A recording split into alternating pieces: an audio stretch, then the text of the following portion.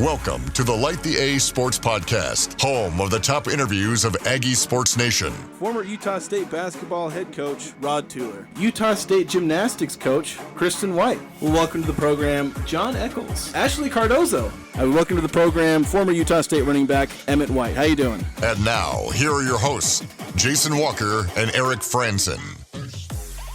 Hello, everyone. Welcome back to another edition of the Light the A Podcast. Jason Walker with Eric Franson. We have a guest who I guess at the moment doesn't really need much of an introduction. It's Utah State men's basketball coach, the new basketball coach in town, Danny Sprinkle. How you doing, Danny? Hey, I'm doing great.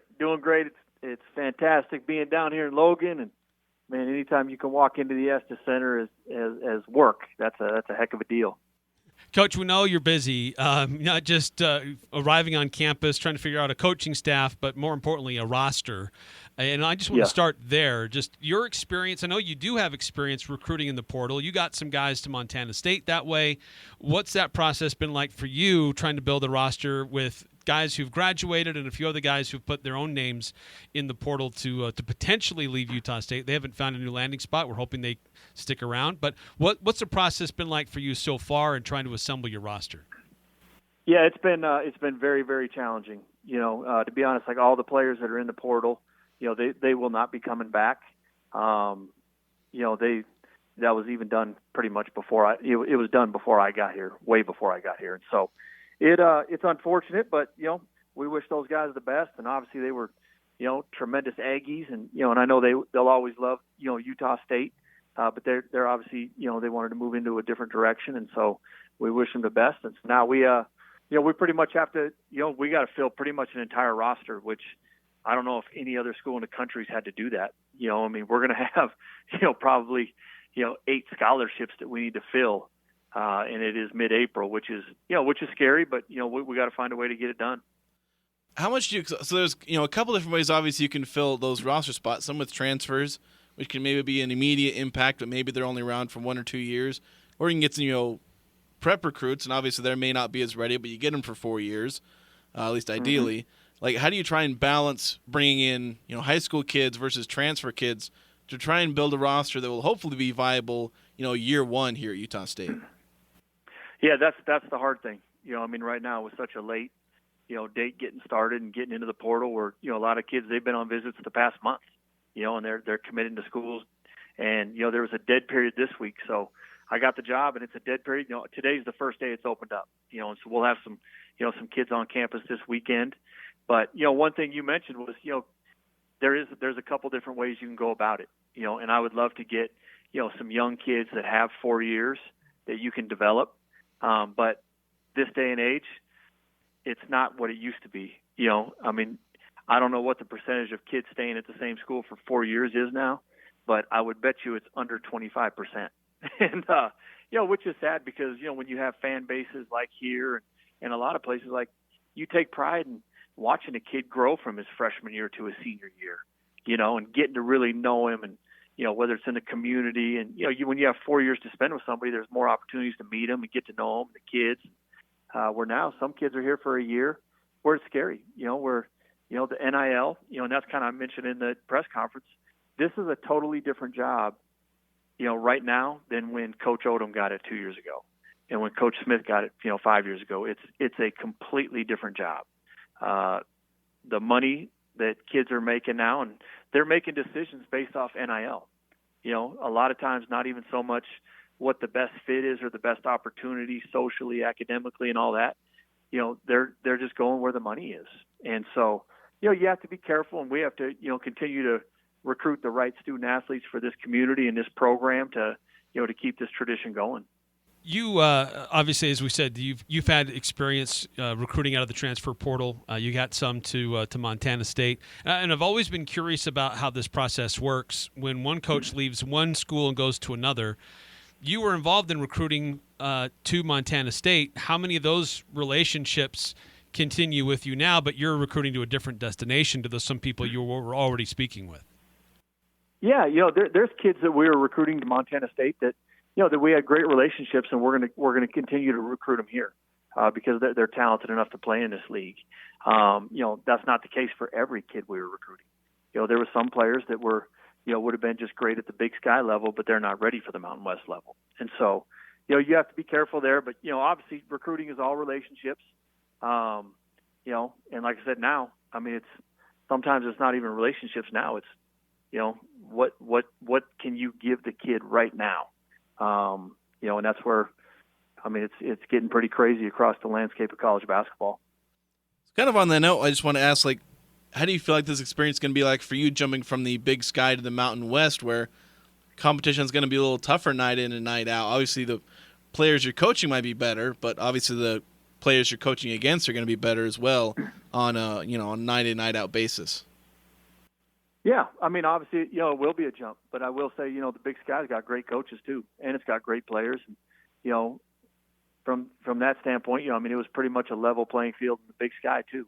And up here, it's very similar. Obviously, there's tremendous coaches, there's tremendous players, and the environments that you're going into in this league on the road, it's demanding and challenging. Which, me and my staff, I mean, that's one of the reasons we took this job, is to come compete and to play at the highest level and coach at the highest level.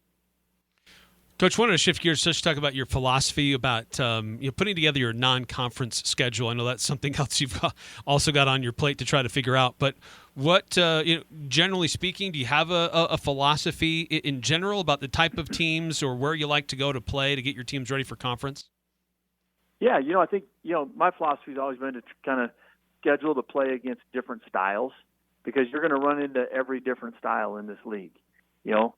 Boise plays different than New Mexico. New Mexico plays different than San Jose State. San Jose State plays different than San Diego State. So, you want to try and play as many different styles as you can in the non-conference. And that way, you can learn some things about your team, whether it's a team that just presses all game or it's a team that slows it down. And that way, when you run into it during conference, your team has some confidence, that they played against that style, and hopefully it can, help you come March. But obviously you want to play a good net is what they call it, at the Division I level, that can help you get into the NCAA tournament. Last year they played, they had teams like Oral Roberts, on their schedule. Like, they played some really good teams in Hawaii, which, even at the end of the day, if you don't win the Mountain West Championship tournament, that you can still get into the NCAA tournament.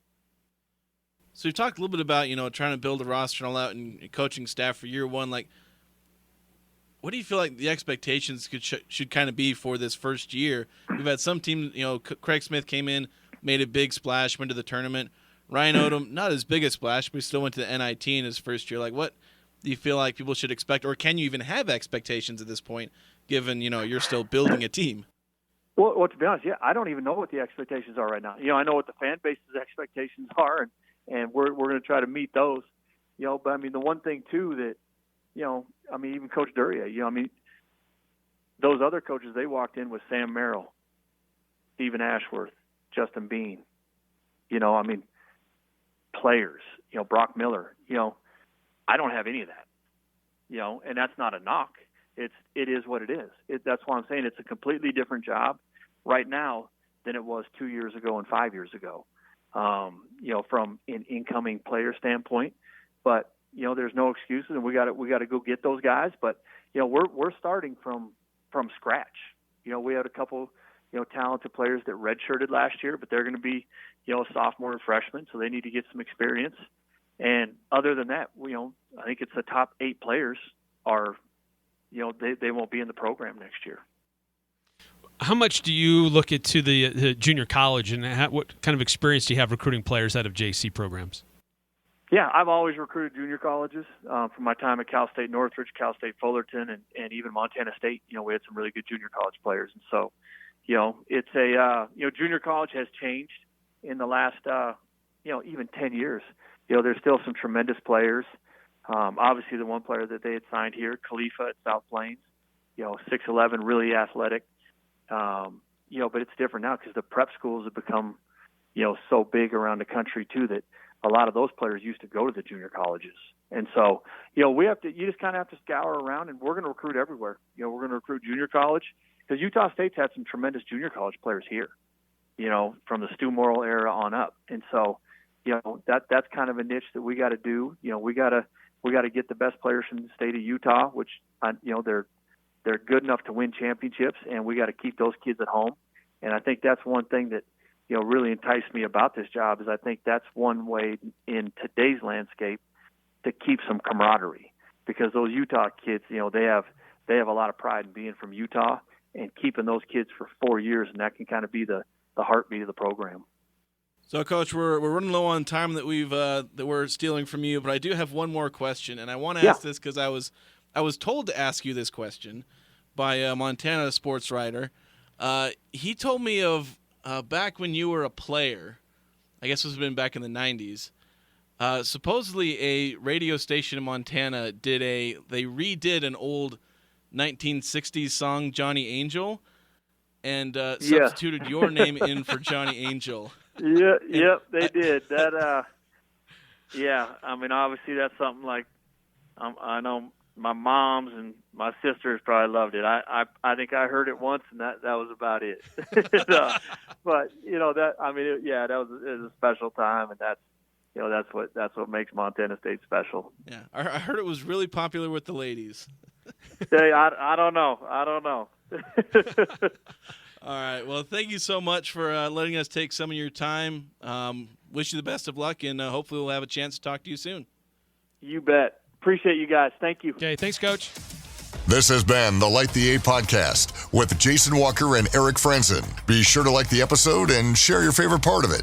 You can also find the show on Twitter at 1069 The Fan.